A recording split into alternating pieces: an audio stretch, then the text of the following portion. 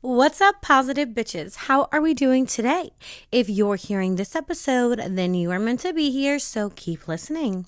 On that Bitches Positive podcast, sometimes we will laugh, other times, baby girl, we're gonna cry, but we will always walk away feeling our most empowered, positive bitch self. That is Babe in true connection with herself. On this podcast, we unbecome who we are not so we can fully step into exactly who we came here to be. Today, we're talking about how you don't have to fight. You don't have to fret. You do not have to worry. You don't have to chase, because your future husband, your person for you, will recognize you upon arrival. Oh, yeah. And if you don't believe me just yet, don't worry, because I'm going to give you a prayer that will put you at ease and also open the eyes of your person. We are going to put it into the energetic universe today that our future husband, partner, whoever it may be, will recognize us just by seeing us exist. That's right. He will know you are his wife. He will recognize you as that soul that he is meant to be with. And this is very, very real. I hope you know that. Anytime I'm about to enter into a soul contract with another soul, do you know I recognize their soul immediately? And you're probably reflecting on your own experiences right now. Have you ever had one of those experiences where you just saw someone and you knew, oh, this person is going to deeply affect my life? We're going to make it so sealed in divine divinity, love, and light that your husband, your partner, will know it's you just by setting his eyes upon you. You won't have to do anything besides be your authentic self. Before we get into today's podcast, I have a couple of announcements. Of course, if you've not yet gotten your copy of Show Up As Her, my new book, 10 Laws for Reclaiming Your Power, Embodying Magnetic Energy and Positive Affirmation, be sure to get your copy, because on this podcast, we're going to really be studying this book from front to back, taking out different concepts to really understand and become conscious to the world that we're creating for ourselves. Hello, thank you. So if you've not yet gotten your copy, the link will be in the show notes. If you're looking for one-on-one guidance, I am a certified life and energy coach, and I do offer one-on-one sessions via Zoom. Everything from divine feminine healing to self-concept work to attachment system healing and everything in between. If you want to learn more about that, DM me on Instagram. And by the way, if you're not yet following me on Instagram at Vibin with CC, VIBIN with CIICII, don't worry if you didn't get that spelling, because all the links will be in the show notes. Follow me now for daily magnetic tips and tricks. And without further ado, let's get into today's episode.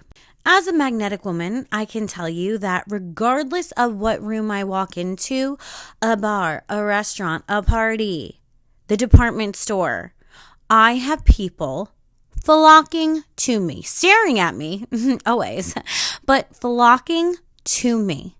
And then so many of them like to just tell me their deepest, darkest secrets. The trauma of it all. I really should be a spy, because the information I get from people is astronomical. With that being said, as you're on this empowering journey of reclaiming your power and your magnetic energy, you're going to notice that you are quite literally a light for every room that you walk into. This means in a room of darkness, when you're the light, you're going to attract a lot of different people. Not just like attracts like. That's part of the story. That is a universal law. Yes, absolutely. But there are other energetic universal laws that are also at play in this reality. What I want you to understand is that when you're out, you have to have discernment, because you are going to be attracting many different vibrational entities, people towards you. Especially as a magnetic woman, people want to feed on your light. I hate to make it sound negative, because it's not, but it is how energy works. When you have this beautiful, positive magnetic energy, people want to feed on it. They want some of what you have. And some people who don't have it are going to hate you in spirit. They're going to hate you in spirit. You're going to be thinking to yourself, why is that person giving me the dirtiest look? Why is that person hating on me? I've never done anything to them. Baby girl, they're jealous of your spirit, your energy. And in this energetic realm, energy is the realest thing that we can experience, even though people are going to tell you that that is not the case. I want to look at all the different types of people that we attract. And we're going to go to page... in Show Up As Her, we're going to go to page 119. So there are many different types of people we attract, and I'm not going to go through all the ones I go through in the book, but I wanted to pick out specific ones. There are some people that we have made soul contracts with. So before we even came to planet Earth, we have had many different lives. Okay, if you didn't know, now you know. We have had many different lives. And before we came to planet Earth, we have a contractual agreement with some other souls that during this incarnation, we're going to help one another out. Maybe it's because they have to clean up some of their karma, or actually we have to. Maybe it's because we've had other lifetimes with them before. We know we can rely on them to help us through this. In a lot of Dolores Cannon's work, she would say, she was a hypnotherapist, and she would put many different people through hypnosis to go through their past lives. And what she found is that a lot of people would reincarnate with similar souls because they already had a relationship with that soul. A lot of the time there was karma tied up in there, but that we felt comfortable with certain souls. Now, when I am about to have a soul contract with someone, like I said, I will recognize them on a soul level. I don't even need to see their face. I just need to witness their energy, and I will know, oh, this person's going to have a huge impact on my life. With my ex, that was about, we were together for like 7-8 years. When I saw his profile on Tinder, oh my God, this was 2016. Don't judge me. On Tinder, I was in one of those moods where I was just swiping left. I hated everyone. And my finger was on it and I almost went left. And then I literally heard a voice say, no, this person is going to have a huge impact on your life. So I said, okay, whatever. I saw he wrote something about milkshakes and said, we're all going to make it bruh. Like, ugh, cringe. Anyway, I swiped right and I was right. He did have a huge impact on my life, has taught me so much, and I'm so grateful for that connection. And even now when I see someone walking past me, I will just recognize their soul. When I met a shaman once, immediately recognized her soul. We have soul contracts with other people. Now, what I want you to understand is not all of these people are meant to stay in our life forever, because souls come in for a season, a reason, or a lifetime. Let's read. Earth is a place to learn, develop, and grow. I believe our soul makes soul contracts with other souls prior to coming to Earth for the purpose of helping each other through this lifetime. We usually make soul contracts with souls we've had experienced other lifetimes with. This could be to clear away karma, or because we can count on a soul to help us grow. A person on Earth may come into your life, break your heart, and trigger your spiritual awakening, not to hurt you, but because it was part of a soul contract to help you grow vibrationally. I know you're thinking, there's no way I made a contract with my narcissistic mother. Keep in mind, you made a contract with that soul, not that human. A soul may have intended to be a good caregiver, but once on Earth was influenced by low vibrations, and with their free will, they may have strayed away from the contract. Once a soul contract is fulfilled, or if the other is incapable of completing their part of the contract, they may just fall out of your life, and I call this cosmic cancellation. I had a group of great friends from kindergarten throughout high school to the beginning of college. After that, they completely fell out of my life. At first, I was very hurt by this fallout, but then I realized this was cosmic cancellation. There was no actual reason why these friendships fell out of my life other than our contract ending. I had the best times with these girls throughout my school life, and I could not have imagined it any other way. I loved them like they were my sisters, but ultimately we fell out of vibration. We served one another for many years, and then it was finally time to to go. Instead of letting the end of these friendships kill me, I found a deep appreciation for the times that we've had together. What I want you to understand about a soulmate is you might think, oh, this person is my soulmate. I know that they are, and they may be. But just because someone is your soulmate doesn't mean that they're meant to stay in your life forever. And if you're in a relationship with someone, first of all, don't let your boyfriend get in the way of your husband, period. But if you're in a relationship with someone and you're like, something isn't right, I really feel like this is wrong, but I thought they were my soulmate. Yeah, they may have been your soulmate to teach you certain lessons, but that doesn't mean they have to stay in your life forever. Now, I want us to go backwards, actually, and I want us to go to page 117. Here we go. Another type of person you will attract is those you have beliefs about. Our mind will magnify whatever we think about. This is in part due to our reticular activating system in our brain, the RAS. The reticular activating system acts as a filtration center based on our own beliefs so we can process the external world. If we were to try to take in all the information we see every day, our bodies would be in overdrive.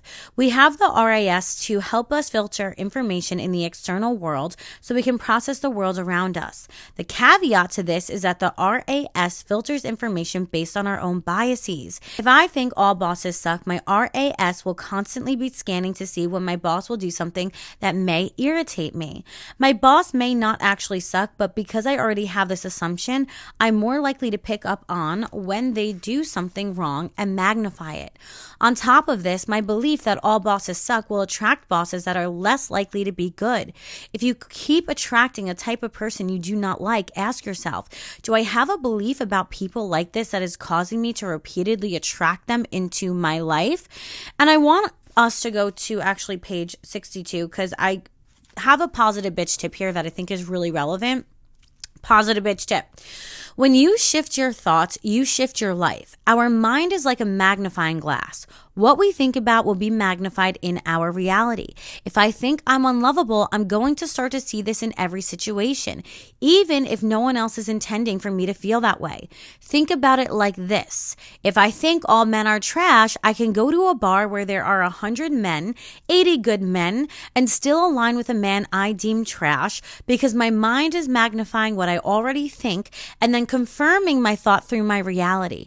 Our mind will magnify the guy who isn't the healthiest for us, and our energy will sniff out their low vibration, leading us straight into the ego trap of confirming what we already believe.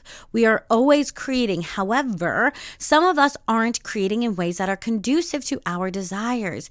Instead, we're letting our negative thoughts be the foundation of our manifestations. I'm not going to go into every category of people we attract. If you want to know more, you can get the book, but I do want to give one more. We attract people who fit into our story. This category is most seen in our intimate relationships. If I grew up with an alcoholic mother, absent father, and 2 little siblings, I may have stepped up to be the role of the caregiver to get connection from my mother. As we move through our lives, we forget that we create roles to be seen, heard, and loved. If I needed to be a caregiver as a child, I most likely will align with someone who also needs me to be their caregiver as an adult. This potential partner might be an alcoholic themselves, constantly ill, a hypochondriac, helpless, or generally chaotic.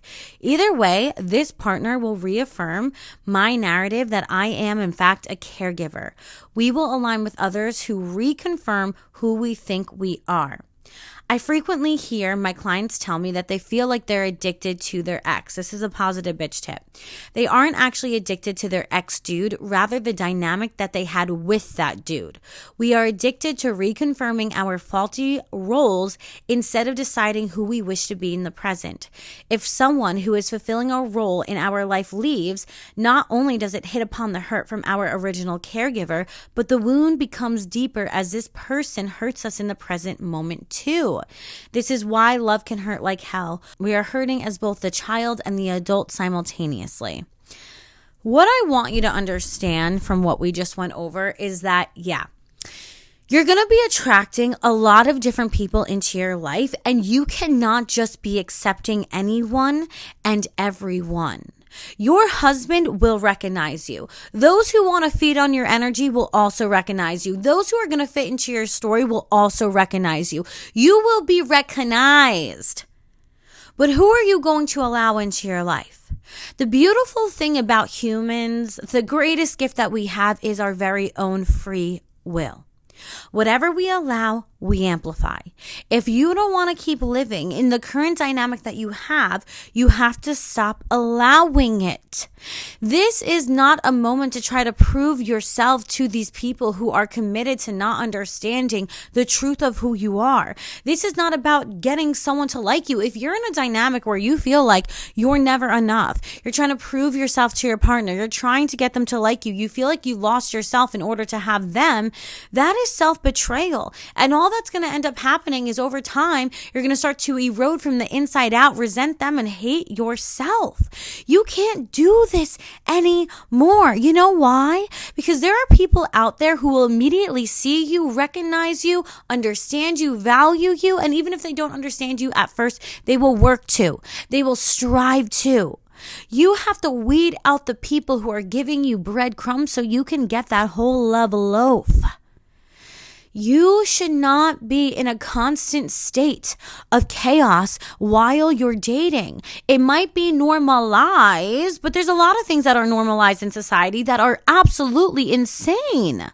I truly believe we know when we're in a relationship that ain't right for us. I don't care how much trauma we've been through. We know. Even if something's familiar, we're like, yeah, it's familiar and totally toxic. We start getting the belly aches, the acne, the migraines, the constant depletion. We stop seeing our friends. We just lose ourselves. And there's that little voice that's constantly telling us, maybe you should get out of this. Our body keeps the score, and she will keep speaking until she is heard. The symptoms get worse. We feel worse. We end up depressed. We can't let ourselves go down that road. Now, I think that even when we're in a bad relationship, we rather the devil we know than the angel we don't. Why is change easier sometimes versus other times where it's so hard? I believe change is easier when we have something to look forward to on the other side. When we go from high school to college, that change is easier because we know, oh, well, even though I'm leaving all this familiarity from high school, I'm going to something greater and better. There's a graduation process of moving on, and I know where I'm going, and I know who I'm dorming with. I know what's ahead of me. But when we're in a relationship and we're not sure how to get out of it, or we feel like we're settling, or we just went through a breakup, there's nothing to look forward to. We don't know that the other person who's better where they may be, we don't see them. So it feels like we're just stepping into the unknown with no better ending in sight. And I'm here to tell you about your better ending in sight. Baby girl, you got a Boaz out there. I got a Boaz out there. We all got a Boaz out there. And maybe you're thinking, Cece, what are you speaking of? And I'm going to tell you. Because we have a man out there. I swear this rings true in my soul. It's like how I know my own name. This is correct. I don't care. This is correct. There's a man out there who will just recognize you as his wife. And there's a story about this in the Bible. And by the way, I'm reading from the Bible, but this goes for all of us. I don't care what religion you are. I don't care what walk of life you come from. I don't care. You know why? Because it doesn't matter. It doesn't matter. We can all learn from this story, which is the book of Ruth. We can all take lessons from it. And I'm going to explain to you from this book how you're not going to chase, but you're going to choose. And you're going to be seen, you're going to be recognized, and you do not need to be stressing yourself out. You don't need to be settling. You don't need to be manipulating yourself so people like you. You don't need to do any of that. All you need to do is show up as your best self. Literally show up as her, hello, and exist. And he will recognize you. Okay? I'm about to put peace on a platter for you. Okay. So again, I'm going to read this like it's a reality show because that is how I internalize the Bible as a reality show. It's Bible gone Bravo. Here we go. The story begins during the time of the judges.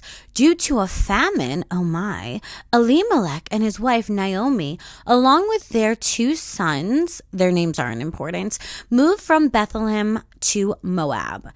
Elimelech dies, so sad, and the sons marry 2 Moabite women, Oprah and Ruth. After about 10 years, both sons die. So all the men are dead. Just putting that out there. Leaving Naomi and her daughters-in-law completely widowed. Naomi decides, you know what, girly girls, I'm going to go back to Bethlehem. Moab has been quite a time, but all the men in my life are dead. So I'm going to go back to Bethlehem where I know and where I'm familiar with. And you girls, you know what? You married my sons, but they're dead now. So just go off and go live your own life. Naomi said to the two wives, go, return home to your own mothers. I hope that you can get rest and find another husband. And she kissed them and they cried. You have to understand that Oprah and Ruth are still young enough that they can marry again and their people would look after them. And Naomi was happy and blessed that her sons ever got married to them in the first place. So Oprah was like, you know what, Naomi, facts. I'm going to go find myself another husband. I don't blame her. I have to say, like, I don't know. I don't blame her. But anyway, Oprah says, yeah, facts. I'm going to go find myself another husband. I'm going to stay in Moab.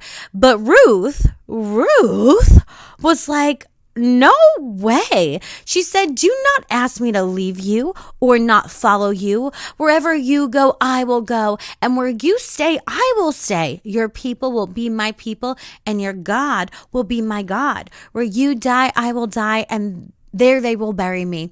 Ruth is loyal AF. Very loyal to Naomi. Even though she could go off and marry a new husband and blah, blah, blah, she does not do that. She goes, no, Naomi, you were kind to me. I love you. I'm going to go back to Bethlehem with you. I'm going to leave my town, my city. So Naomi and Ruth arrive in Bethlehem at the beginning of the barley harvest. Ruth said to Naomi, let me go to the fields where I can glean grain. Perhaps someone will be kind to me. Naomi said, go, my daughter. So Ruth left and went to the field and she gleaned. By the way, glean just means gathering grain behind the harvesters. Now she happened to come to the part of the field that belonged to Boaz, our man's. He was a relative of Elimelech. So Ruth is gathering grain. Good for her. And I want you to pay attention to this because what did Ruth do? First of all, she remained loyal. Awesome. But two, she wasn't like, I'm just going to sit on my butt and do nothing. She also wasn't like, I need to find a husband. I'm so desperate. What did she do? The woman went to work. She was like, okay, well, I'm going to go to the fields and make myself useful. I'm going to go do something with my life. I'm not just going to sit on my butt. I'm going to go out into the world, live my life. I'm going to gather some grain. And what happens is she's placed at the right place at the right time for the right person. Just you wait and see. She's not just sitting around. She is doing the damn thing. I really love how in this story, even though Elimelech died, Naomi's husband, God still provided through Elimelech by putting Ruth on a relative of Elimelech's land. So even though that husband is no longer there to provide, he's still providing spiritually because they landed on his relative's land. Anyway, let's talk to Daddy Boaz. Okay, Boaz notices her. It literally says that. Boaz notices Ruth. Okay, period. Boaz asks his servant, who is that young woman? The servant was the leader of the harvesters, and he said, that young woman is from Moab. She came back from the country called Moab with Naomi. She said, let me glean by the sheaves. Let me walk behind the harvesters. She came at dawn and has been working until now. She only rested in the house for a short time. Boaz went up to Ruth and said, listen to me, my daughter. Do not go to another part of this field to glean. Do not go away from here. Stay with my women servants. Look in the fields where the harvesters are. Glean where they are. I will tell the men not to touch you. The men have filled jars with water. If you want to drink, use those jars. Then Ruth fell to the ground and hid her face. She asked him, why are you so kind to me? Why did you notice me? I'm a foreign woman. And Boaz said, they told me everything that you've done for your husband's mother. When your husband died, you came away from your mother and your father from your own country. You came to people that did not know you before. I pray the Lord, the God of Israel, will pay you in full. That is because you came to him for protection. Boaz learns the truth of who Ruth is, and he recognizes her. He notices her on a soul level. Boaz had provider energy, let me tell you. Boaz showed Ruth that he accepted her. He gave her protection. He offered her a drink from the water. This was more than the law demanded. Boaz was very helpful to Ruth. He was a generous person, and he was kind to those who were dependent on him. Okay, so when Naomi finds out that she's working on Boaz's field, Naomi sets a plan, and she's like, girl, you got to marry Boaz. He has land. He's giving provider. He is someone you can be dependent on. He's a relative of Elimelech. Like, this is perfect. Let's set this up. Naomi started plotting, scheming, if you will. Okay. She started scheming because she sees how loyal Ruth has been to her, and she's like, girl, I gotta repay the favor. You've been so good to me. I'm gonna set you up for life. Naomi tells her, now have a bath and make yourself smell nice. Then dress in your best clothes. Go down to the threshing floor. Remain hidden until he finishes eating and drinking. Notice carefully the place where he lies down to sleep. Go there, lift his skirt, and lie by his feet. He'll tell you what to do. So Ruth says, period, plan, let's do this. She does it. She scares him in the middle of the night. He's like, who are you? And she says, it's Ruth. I came here because I want you to be my husband, my redeemer. And he says, my daughter, I pray that the Lord will be good to you. You are even more kind to me now than you were earlier. You have not run after young men, poor or rich. Do not be afraid. I will do everything you have suggested. Everyone in town knows that you're a good woman. Essentially, he's down. He's down for the marriage. So Boaz and her marries, and she births a son.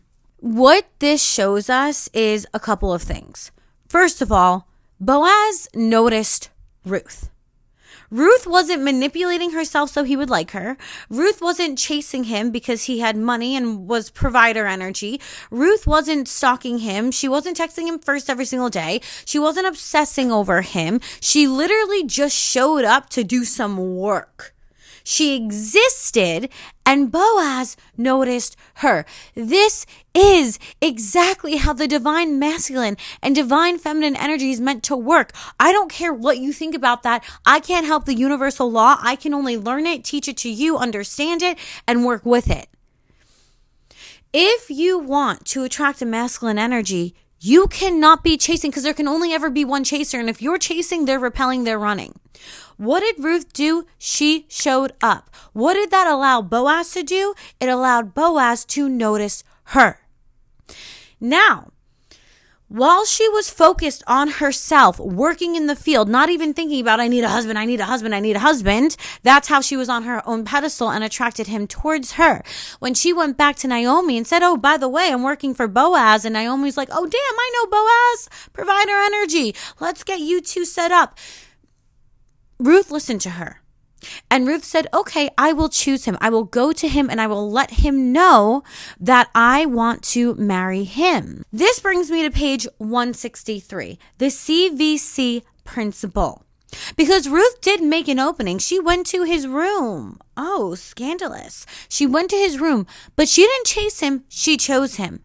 And as divine feminine energies, we're not just going to sit down and be like, oh, I hope someone falls into my life. No. We're going to do the choosing. We are selective. Page 163.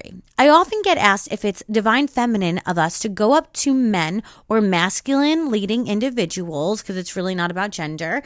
I'm here to share the good news. Yes, it is. It's fine. There's nothing wrong with choosing who you want and creating a new cycle. However, chasing puts us back into our masculine. If chasing men worked, I would tell you to do it.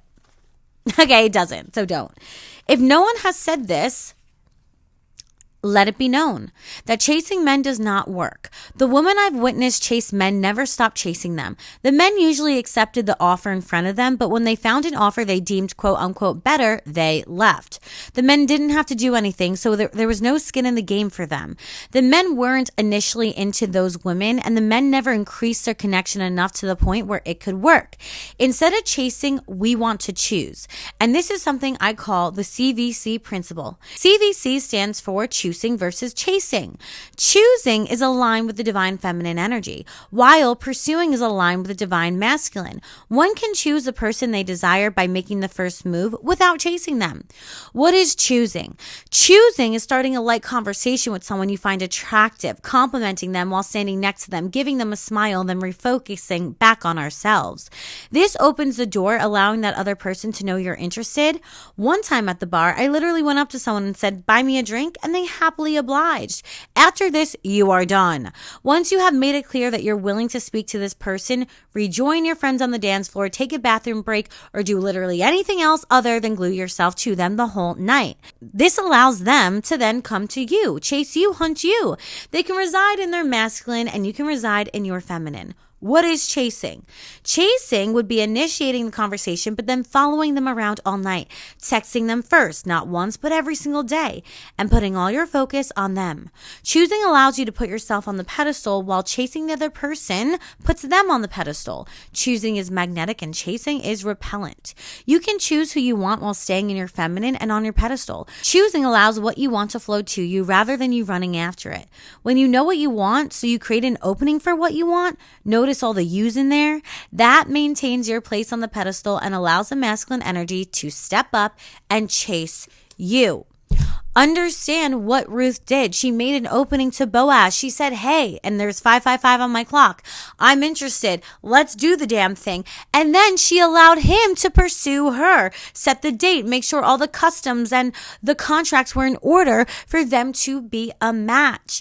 Ruth is such an emblem of the divine feminine energy because she followed her heart. She was devoted to Naomi, who she loved. She wasn't chasing a man. She actually just said, "You know what? I'm going to go out. I'm going to do my own thing. I'm going to work on the fields." And the man noticed her, went to her, provided for her, and gave her a son. God is good. Hallelujah.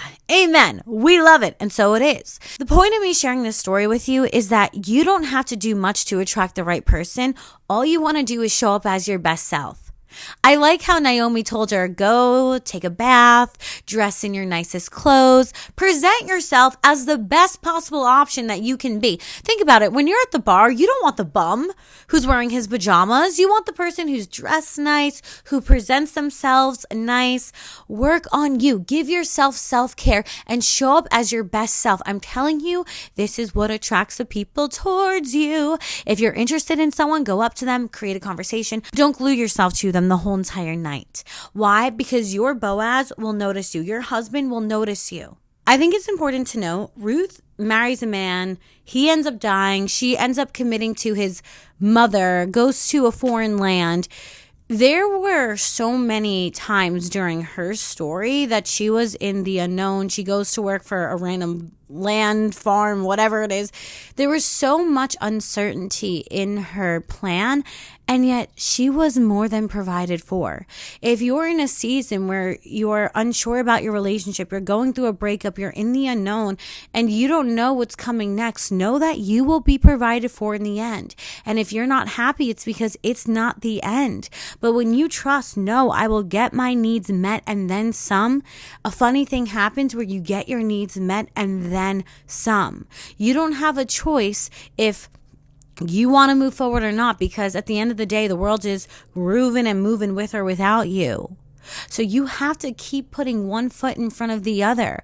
And the best way to do that is to remember, I'm walking now, but I'm walking into abundance, into peace, into prosperity, because you will. When you keep working on yourself, giving yourself the self-care, the love, the nurturing that you need, showing up, doing the work, getting the damn thing done, showing up as your best self, you get the best results, period, always and forever. Maybe you're thinking, Cece, I want my husband, my soulmate, to immediately recognize me, but how can I know that they will? Well, let's set it into motion with our words. Our tongue is our greatest sword, and we can use it upon ourselves or for ourselves. So let's not use it against ourselves, shall we? Let's come into agreement with one another. And all you have to do in order to do that is just say, I want to come into agreement with this prayer, with this command.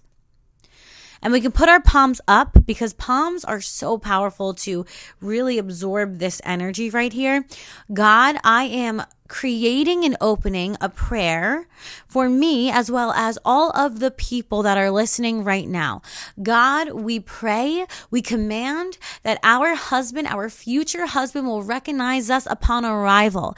That as soon as they lay eyes on us, they will immediately know us, feel us, sense us, recognize us down to a soul level, that we are theirs, that we are a destined union. There will be no confusion, but only clarity. No ifs, ands, or buts, but clarity that we are theirs and they are ours. We will also recognize them on a soul level and have an inner knowing through our intuition that that person is our husband, our soulmate, our person.